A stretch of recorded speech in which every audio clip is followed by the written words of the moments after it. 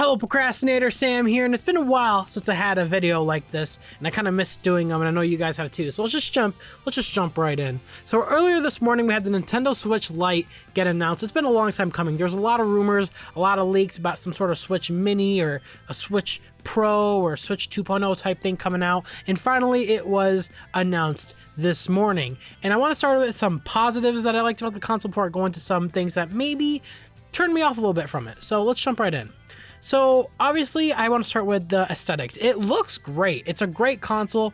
It looks sleek. It looks like the Nintendo Switch. It belongs to the Nintendo Switch. Of course, the only difference is that this is mainly a portable console. And if I'm going to look at it as a portable console, I have to say this is the best looking portable console to date. I think it definitely beats the PSP and among the DS. In my opinion, I think this looks absolutely phenomenal. The colors come in yellow, gray, and turquoise. I especially like the turquoise. I wish the gray was a little bit darker, kind of more like a matte black, or maybe even maybe more like a just darker gray. But you know, other than that, I like the turquoise, bright colors. It looks great. It looks fun. And because this is a portable console, the battery life actually was improved a little bit too. I think they said somewhere between 3 to 7 hours. It doesn't sound too far off from the original Switch. But for it being portable, that's again a pretty damn good battery life depending on what game you're playing. And honestly, this console really is great for people that like that portability, the people that play their Switch out of the dock. This is great for you guys. Another thing that's great about this console is the D-pad. There's an actual D-pad now with the Switch. I didn't really have a problem with the Joy-Con's D-pad. It's not really a D-pad, it's just like 4 buttons. I didn't really have a problem with it. It worked, but people really miss the original D-pad that we see with other consoles and in past Nintendo consoles. So seeing it come back, especially for this, is actually really cool to see. And again, the best thing you could probably get out of this is that it's only $200. That probably makes it the cheapest console on the market now, compared to the PS4 and the Xbox. There's probably been a deal, but I'm talking about like retail wise, that's the cheapest, and that's a pretty damn good price for essentially what you're getting is a Nintendo Switch, but you know, portable mode only. Now, I do want to get into some things that I do have questions about, and some things that kind of made me scratch my head and wonder why. The main thing is that you can't dock it. There's no docking feature with this console. It is purely portable, and that's fine. Sure enough, that is what they're trying to cater to, especially towards kids. I know kids seem to be the one to really like to do that. People like me, I like to be sitting at home. Whenever I take my Switch out, it's to bring it to my friend's house, and then we ended up docking it there anyways to play Mario Kart or Mario Party, anything like that, or Smash Brothers.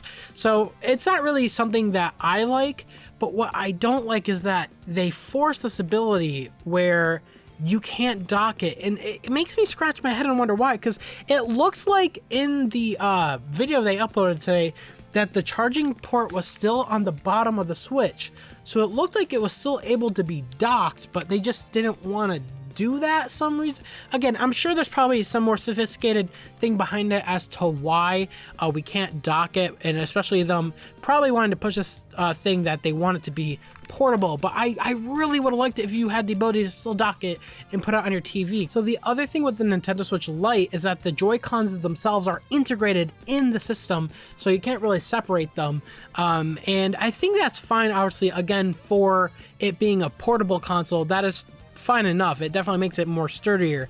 But the problem with that is that you can't have motion controls now. Now, I know a lot of people aren't fans of motion controls, but for games that I played like Mario Odyssey, where you fling the Joy-Con to move Cappy, it worked sure enough, and I actually really liked it. So it's kind of a shame that they won't be able to have that type of movement. And the rumble feature will also be missing, the HD rumble feature. So that's also a bit of a negative that it has for me. Some people probably don't care. I don't care that much. It's not really a deal breaker. But the thing that does confuse me is that you can, sure enough, sync up regular Joy-Cons to this system. But I also have to ask, how do you do that? You want to know why? It's because the system doesn't have, because I mentioned before, you can't dock this system. It's in your hand. And there's also not a kickstand for it either. That's right, the kickstand that is on the regular Switch is not going to be on the Nintendo Switch Lite. So I wonder, what is the point of being able to sync up different controllers to it? Because how can you use it? Because again, if you can't dock it, it's just gonna lay flat. And so I gotta like look down. Well, like I put my Nintendo Switch Lite down on the table, then I gotta look down 90 degrees to play. No, that looks weird. So I don't know. Maybe if you get like a case, and the case comes with a stand, I'm sure, then it'll be fine. But that's kind of relying on third party, and I think that was a bit of a missight from Nintendo. And again, with the absence of the ability to use motion controls, you also have games like Pokemon Let's Go that pretty much uses motion controls to fling the Pokeball, and like you can't do that now. So again, I really don't know what they were thinking when they decided to take out the kickstand, and I don't really know, again, the absence of being able to dock it. I mean, the dock is not revolutionary. It doesn't really seem like it's hard to manufacture either. It's a hunk of plastic, if I'm honest. It kind of feels cheap, but it does the job. And I feel like if they had it able to hook to a TV, they would have definitely avoided many of these problems. But maybe to keep the price down, that's why they had it, again, exclusively to handheld mode, which again is fine enough, but it really makes me scratch my head as to wonder why I should get rid of this and go get a Nintendo Switch Lite. And I guess because it just purely, it's not marketed toward people like me. And if you already have a Switch, I don't think it's really marketed toward people like you either. I really think this is for people that don't have a Switch yet and are really big on the mobility, being able to move around and bring your games where you go. So I really think this is definitely for probably a new type of audience they're trying to go for here, because it really does make me wonder, like why was that absent? Because I was really looking forward to getting this, but I'm probably gonna pass, because I don't really see a point in dropping this thing over that. But that's just me. So another addition with the Nintendo Switch Lite is that it is also smaller and lighter. Obviously, because it is mobile, you could, it's smaller and it's compact and it's easier to move around, and that's okay. That's sure enough. But the screen, there was rumors that people had when this was leaking out that people were hoping for a 1080p screen. That's not the case, sadly. It's still 720p, which is, I guess that's fine because the screen is even smaller now. So I guess what is on screen will be sharper, but I still wish that the screen itself was a bit bigger. It looks like they had more room. Honestly, it just kind of like drag it and just kind of, just like that, just kind of extended a bit. That's what I'm like thinking, like you could have got maybe like another centimeter out of that, like, just, you know what I mean? But again, that's nitpicking. That's just me though. So yeah, that's pretty much all we really know about the Nintendo Switch Lite. There's a lot of positives about it, but there is some things that did turn me off about it. Of course, without the docking, without the kickstand, the ability to sync up Joy-Cons, but I don't really understand how you're supposed to hold up the console if you're playing with it. You know what I mean? It's some intricacies like that I feel like Nintendo kind of miscalculated a bit and probably should have thought a little bit more of before making the design. But again, that's just me. I think definitely for kids, for people that want to bring their games on the go, this will be perfect for them. It's just not particularly directed toward me, and that's fine enough. I'm sure they're probably going to make within like the next year, they're probably going to have like a Nintendo Switch Pro where it's like only like docked and like it's a home console and it probably could go up to 4K. That'd be great. I think that would actually bring it up to a real competition with the main consoles in terms of HD graphics and all that crap. But again, graphics aren't everything. Nintendo likes to do their own things, and I perfectly am fine with what they do. I mean, their games, their IPs are like no other. You can't beat their IPs. They're super fun. And I guess another thing that confuses me is why it's still called a Switch. I mean, like, I know why, obviously, but the meaning for the name Switch is to switch between docked mode where you're at home and taking it on the go. That's the switching factor, but it's gone now, so why didn't they call it Nintendo Stay? That's whatever. I'm just joking around, but yeah, that's pretty much it that I wanted to talk about. I know a lot of you guys wanted to know my thoughts, and those are my thoughts. And let me know what you guys think in the comments, of course, with the Nintendo Switch Lite. Are you guys gonna pick one up?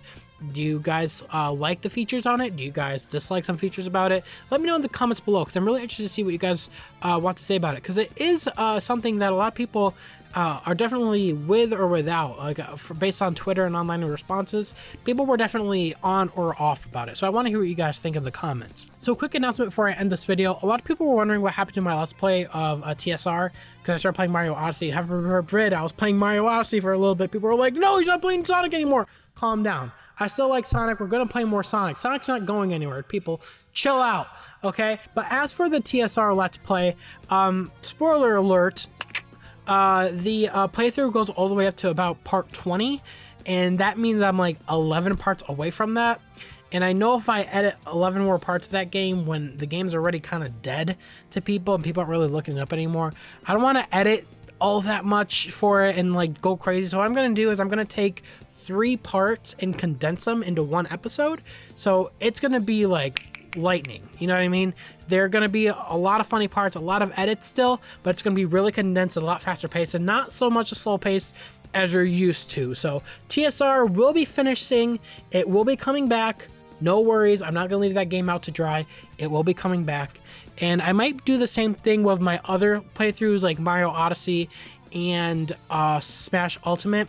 Whatever I have recorded, I'm going to condense them and kind of just throw them out there just so for people that want to see them can before we move on to the new stuff and to new parts, because you guys are you guys want me to move on and to also go back to those playthroughs, but the reality is not a lot of people are looking it up anymore, so I got to kind of condense it, and I think this is a good medium of what we got to do. Also want to give a quick shout out to my members for this channel, Lady Monarch and Jake the Gamer. You guys are awesome. Thank you so much for becoming a member. If you guys want to become a member yourself, go ahead and hit that join button down below. You'll get exclusive badges, emotes, and hopefully in the future we will get some exclusive streams for my members. Thank you guys so much for hitting that join button as well. And that's pretty much it for this video. Thank you guys so much for watching this video.